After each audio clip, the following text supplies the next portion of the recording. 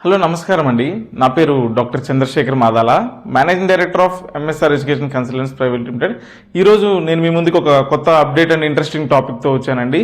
ఎవరైతే రష్యాలో ఎంబీబీఎస్ చేద్దాం అనుకుంటున్నారో వాళ్ళకి ఒక మెయిన్ ఇంపార్టెంట్ అప్డేట్ ఏంటంటే, ఈచ్ అండ్ ఎవ్రీ యూనివర్సిటీ, రష్యాలో మెజారిటీ 90% ఆఫ్ యూనివర్సిటీస్ అన్ని కూడా గవర్నమెంట్ యూనివర్సిటీస్ ఉండటం జరిగింది.